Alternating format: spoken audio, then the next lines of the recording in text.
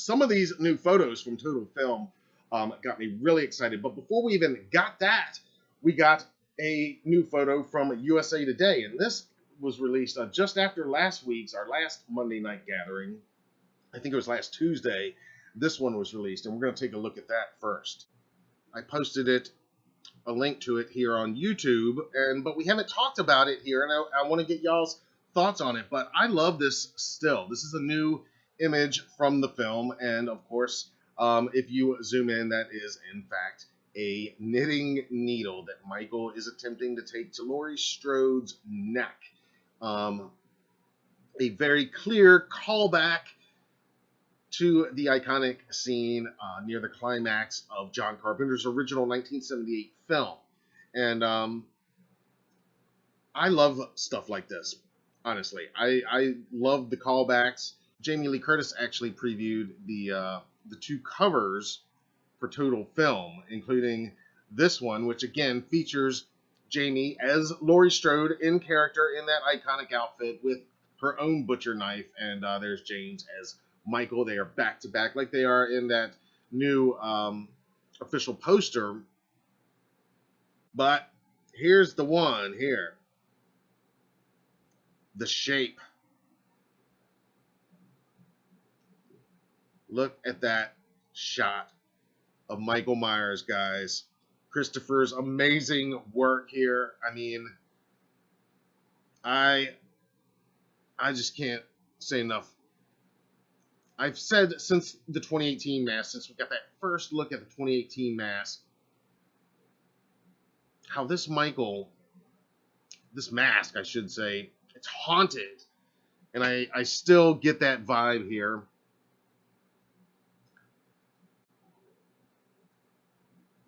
You know, every one of these films in this modern trilogy, they have done some great promotional photo releases. If you'll remember in 2018, there was those great shots of James that they took during production, and just every time they've released some of these amazing shots. And we knew that Total Film, you know, they had that badass cover last year for Kills, and we knew that something like this was going to be coming, but this is just awesome. So all of these images come to us from Total Film, and here again, it's Michael and Laurie. What I noticed immediately and appreciated was, again, the callback, the Easter eggs. I'm looking like, what are those flyers in the background? And sure enough, they're right there on the refrigerator. I love the Phelps Garage flyer. And you guys know, I know most of you are well aware that Phelps Garage is, of course, the garage where the Michael's unnamed victim from the original film, the unfortunate victim who Michael got his original coveralls from. He worked at Phelps Garage in Haddonfield. I really love this new shot of the shape. And I'm going to say the shape. I know there's, you know, you guys are going to have theories. Oh, is it Michael? Is it a copycat? Is it this Corey Cunningham character? You know, at this point, it looks like the shape, like Michael Myers. We're being led to believe and feel that it is. So I'm going to assume that it is at this point. But I really like this shot, and that wallpaper in the background, that might look a little familiar because that is the same wallpaper. Well, we'll see it again in another image, but lots going to happen in this house apparently, because we've seen that wallpaper in a previously released image from a few days ago. And then this image right here. I mean, this is probably my favorite of these new images released today on Michael Myers Monday from the new issue of Total Film. And I don't think this is, again, necessarily an actual still from the film. I think it's a promotional shot that they took on set. But man, is this not a beautiful shot? I mean, the colors, the nice cool blue. There's that wallpaper again. And that mask, I think it's a not so subtle reference to this iconic photo. Also, a promotional photo shot, not a still from the film, but shot on set during filming of 1978. This photo taken by photographer Kim Gottlieb Walker of Nick Castle on the set of the 78 film. You can check out my interview with Kim Gottlieb Walker at HalloweenDailyNews.com. It's under the interviews section. Gotta plug that. It's from a few years ago. But you look at these two images side by side here. All right, so let's go over to these new comments released today. Now, again, spoiler warning if you don't want to know anything at all. I don't think this spoils anything, but that being said, if you don't want to know anything at all, that's general spoiler warning is probably just going to be in general from here on out. But of course, we're never gonna cover anything that is like intentionally plot point spoilery or anything like that. But let's move over here for just a minute to this new article, this new interview with from Total Film in conjunction with their awesome new covers and photos inside the magazine. They've got new comments from David Gordon Green and Jamie Lee Curtis.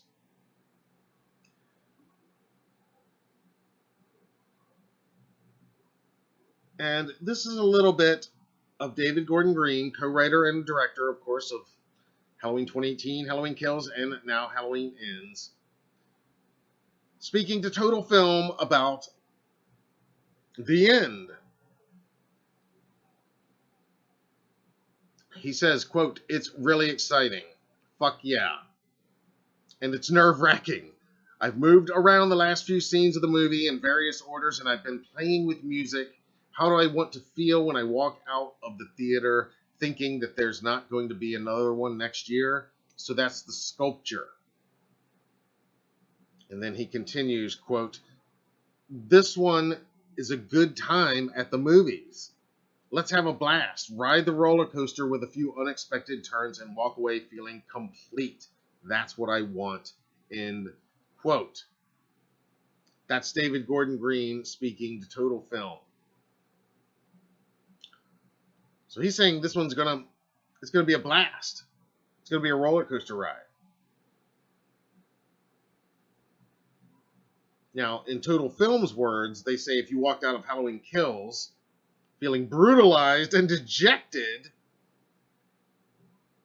Halloween Ends will leave you with a different feeling. And then they present that quote from David Gordon Green. Now, I do definitely like the idea that this is leave us feeling complete. That's what I want as well.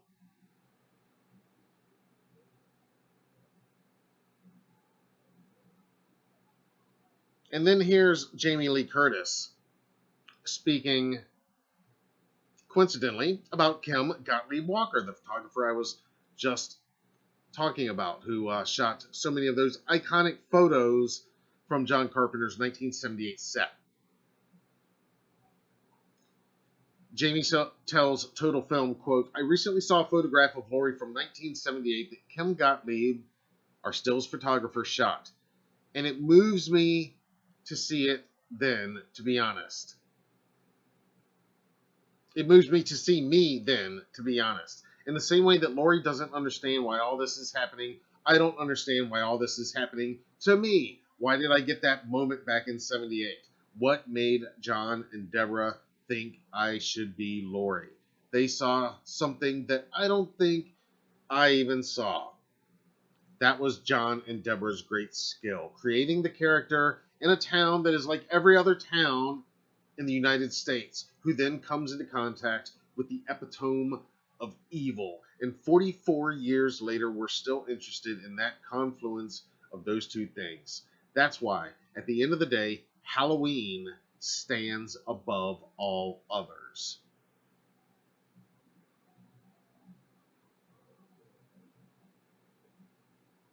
Well, I definitely can't argue with her statement that Halloween, the franchise, stands above all others. Now, in this same issue, Jamie Lee Curtis talks a little bit more, and she's talked about this before. We've covered this, where she's discussed filming the final scene that she shot as Laurie Strode. Now, again, don't read too much into what the scene itself is, because movies, as you should know, are mostly shot out of sequence, and the final scene that she shot is by no means necessarily the final scene in the movie, or even the final time we're going to see Laurie Strode. It's the final time she is playing Laurie Strode. And she's reiterating something that she said in a previous interview earlier this year. But here's the new quotes. She says to Total Film, quote, "I realized that that would be the last time I ever saw Laurie Strode. It was very powerful for me. I wept. David wept. We all recognized that moment, that it was the wrap for Laurie Strode and me. And this community of artists who made these movies, it was a big deal." And again, Christopher can certainly speak to that community of artists that made these movies better than I can, but of the members of that community of the last two movies that I know and have spoken to firsthand, I can definitely say that, like I said earlier, there was a lot of passion that went into these movies, and it wasn't like a payday gig. It was a passion gig for so many of these people behind the scenes. I mean, not just in front of the camera. And so, what I appreciate the most here probably is Jamie Lee Curtis again, taking this so seriously, recognizing and telling us that David Gordon Green as well, recognizing what a big moment this is. Jamie, for the last time, shooting her last scene as this iconic character. And it's also interesting that she mentions that, and again, this is not spoiler because nothing's shot in sequence. It's just her final scene was a scene that didn't involve Andi Matichak or James Jude Courtney. But they mention in this article something that I love, which is that both Andi and James actually did come to the set that day in Savannah to be there, because it was Jamie's last day on set. She was wrapping, and they, like she says she did, like she says David did, they too realized what a monumental moment this was, for this film, for these three films, and for this now 44-year-old landmark franchise that we are all so obsessed over.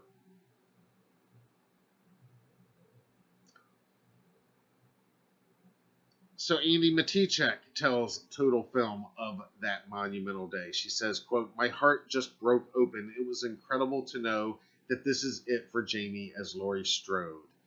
It was bittersweet for all of us," adds James Jude Courtney.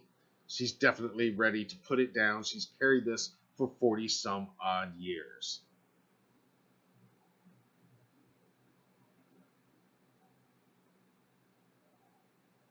And then David Gordon Green adds his own thoughts on that historic day, Jamie's last day on set in Savannah shooting Halloween Ends. David Gordon Green tells Total Film of Jamie's last day that it was, quote, "like her first day.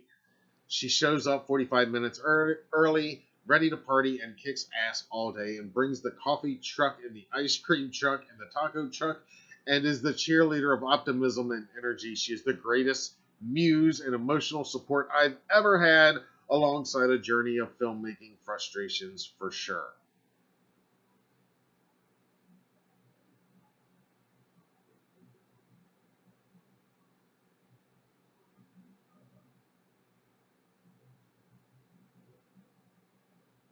And I'm sure there's even more from each of those interviews inside the actual magazine. I'm sure there's going to be more that will surface and be released here in the next few days. But some pretty powerful and awesome words to hear. And again, I just love the respect and the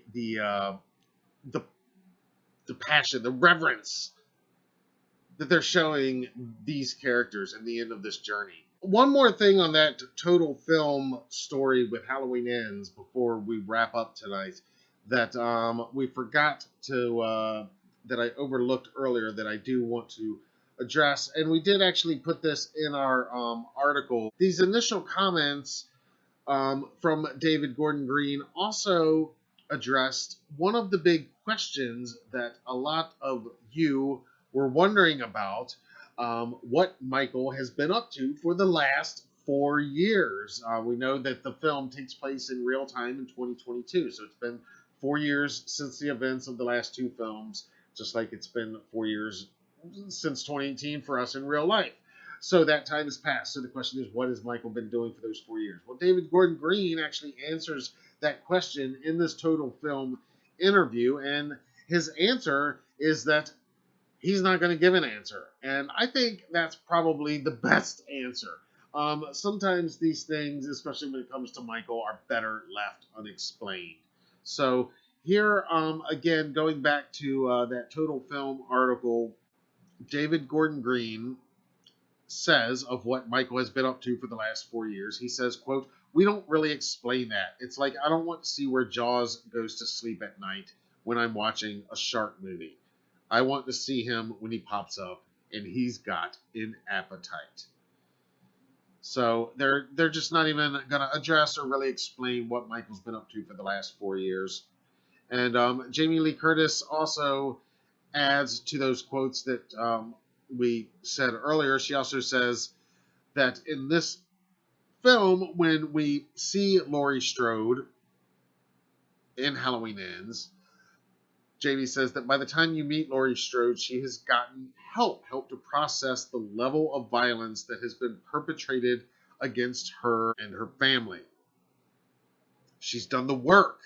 And there's a moment at the beginning of the movie where you actually meet Laurie. I'm not going to say she's as innocent as she was back when she was a 17-year-old girl, but she has a layer of hope about her. That's a beautiful place to start a really tragic, incredibly violent ending. So that's Jamie Lee Curtis calling this film a really tragic, incredibly violent ending. But we're going to find Laurie for the first time in these three movies at a place of peace, it sounds like, at the beginning of the film anyway. She's certainly not there after 40 years of carrying this around when we see her at the top of the 2018 film. So this is going to find her in a totally different place. And it sounds like that's going to make it all the more painful when the bloodshed begins. And one more thing on Andi Matichak as Allison. Total Film says that while Laurie Strode is living with Allison, they're living together when we catch up with them in this new film, Andi says, quote, that they have a, quote, good relationship, having dealt with their shared trauma and loss together. Though the article explains that Allison has not quite committed as wholeheartedly as Laurie to what they call doing the work of healing, of moving on. Sounds like Allison has not quite moved on quite as effectively as Laurie has been able to do 4 years later. So I found that little tidbit a little interesting. Are we going to have a bit of an angsty, angry Allison? You know, when David Gordon Green was talking about this film early on in very early interviews, some even before the filming began, he was talking about how it was going to be a quieter, more intimate film, and he was also talking about it being a coming-of-age film. And a lot of us, you know, kind of assumed at that point that he was talking about Allison coming of age in some ways. Since then, there's been a lot of this talk about this Corey Cunningham character played by Rowan Campbell. And the synopsis says that character is going to get accused of killing a young boy he's babysitting, and that's going to set off a chain of events that's eventually going to result in Laurie and Michael having this big final confrontation. Um, Again, is the movie really about Corey's coming of age, or is it still really about Allison's coming of age, or is it something else entirely? Is that coming of age thing kind of been put on the back burner? I mean, David Gordon Green says in even this most recent interview that right up to the last minute, he's been tweaking little things here and there, moving things, changing the order of things. And then there's the whole fact that we've touched on earlier of maybe all of this is a red herring. Maybe this whole Corey Cunningham thing is just a red herring, a misdirection to distract us, you guys, all of us, from what this movie's really about, and we're gonna find that out on October 14th. So, all of those are possibilities, and in any case, I can't wait to hear your thoughts on all of it. So let me know what you think about all of these new comments from the Total Film Magazine.